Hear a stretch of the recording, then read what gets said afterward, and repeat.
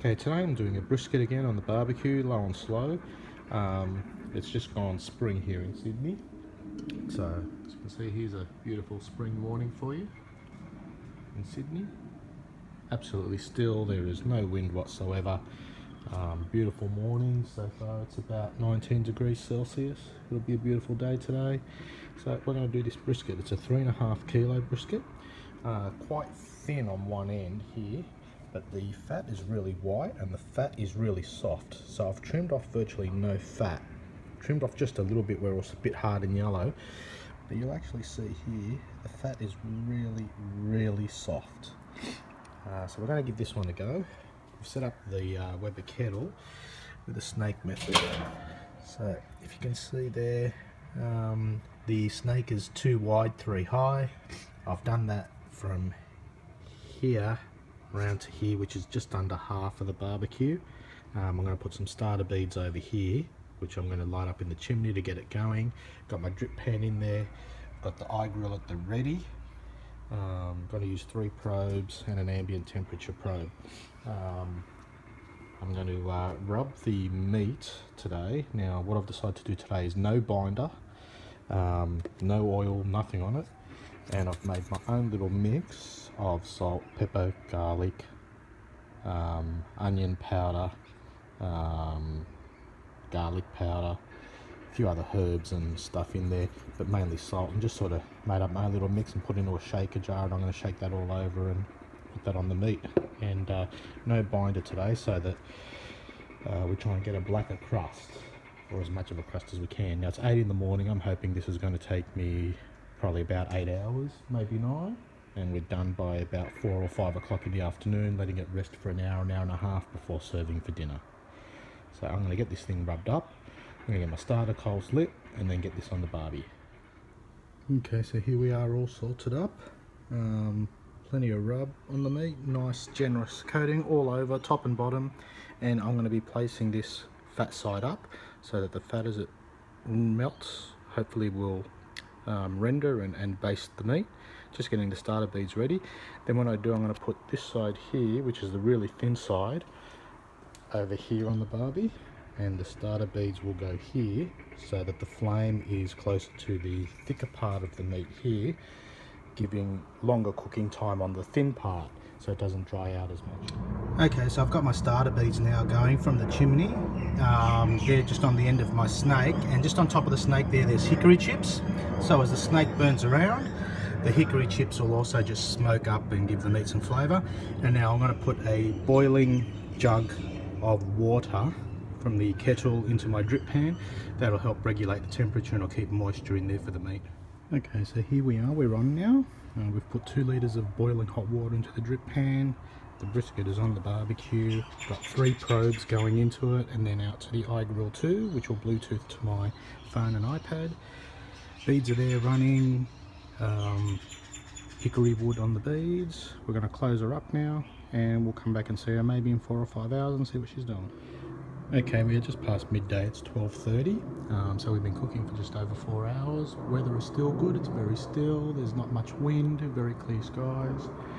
And now what the iGrill is saying has happened so far is we have the 3 probe temps. They started at about 60 degrees or just under when we started cooking, and you can see a nice linear line there as they've gone up.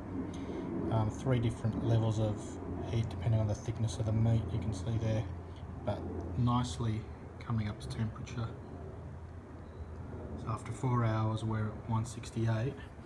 You can see here at the end of the graph it's been 167 to 168 for the best part of 20 minutes now. So it's going up about 1 degree every 10 to 15 minutes or so. The temperature of the cooker has gone between 250 and 225. 245 at the moment. Every couple of times I've had to adjust the vents just to either pull the temperature back or to raise it a bit. But sitting at all times between that 230 and 250 mark. So it's almost 2 p.m. We haven't even taken the lid off once yet. You can see the temp there has stayed pretty good all the time, sort of between that just under 230 to the 250 mark. Just went up 1 degree there, as you can see, the 237 on the iGrill. Interestingly though, people talk about the stall. If you have a look here on this main thermometer, at about 10 past 12 we're at 168 degrees. We stayed at that temp until here, which was just after 1:30. So we stayed for about an hour to an hour 20 minutes at 168 degrees, and we just went up 1 degree there. So we had a stall there for a good hour and a bit, and the other two thermometers are starting to catch up to the thermometer that's in the thinner piece. Oh, there we go, we just hit a 170 for a sec there. So there you go, 168 here at 12:11, 169 there at about 12:30, and then just now we're here, we're hovering right now between 169 and 170, just jumping up that little bit and coming back down. So evidence of the stall there for the last hour or so, but it is now 1:55 p.m. We've been going since just after 8 a.m. this morning, slowly getting up there, trying to get this thing to about that 185 degree mark, then I'll take it off and foil it so it rests. Okay, gonna have the first look now. It's 4:30 in the afternoon and we're at 184. At 12:30 we had a look and it was at 168. I like taking it off at 185, foiling and letting it rest for a little while to get it up to about that 190, 195.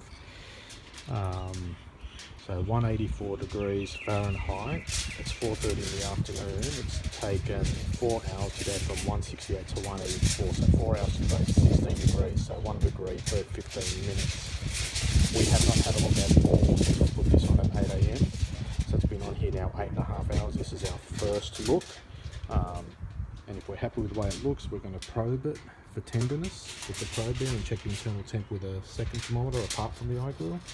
And if it's all good and we're happy with the tenderness, we're going to let it sit in foil and rest for an hour. Here we go. First time we're having a look since 8:30 this morning.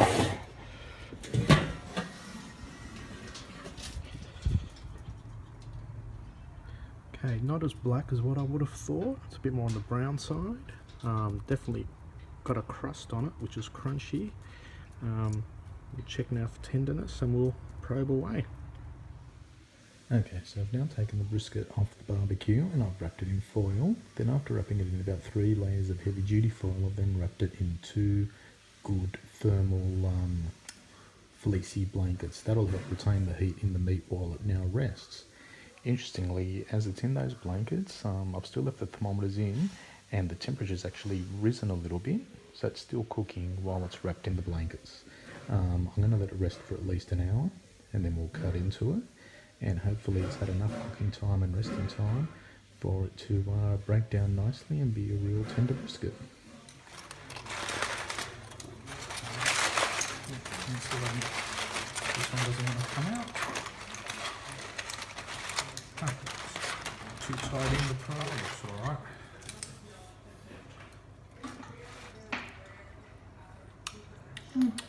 Okay, so look. Are you videoing it or are you? Yes.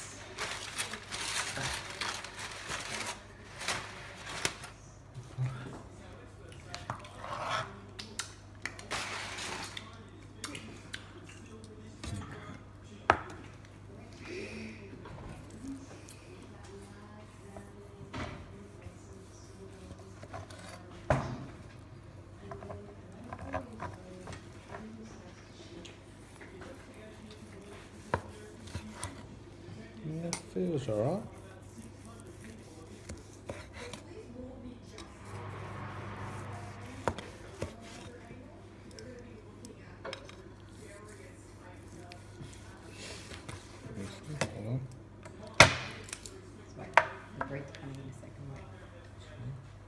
Yeah, pulls apart.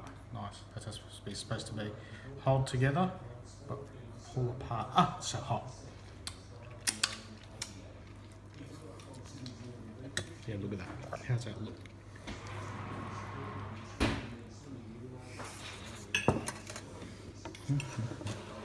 Look good?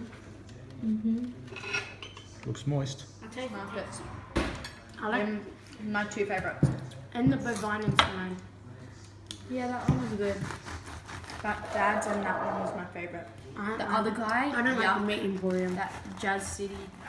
Oh, it is perfect. Look at that Fia. juice coming out of Fia it. takes a selfie. Fia takes a selfie and It is she'll write perfect. no cap.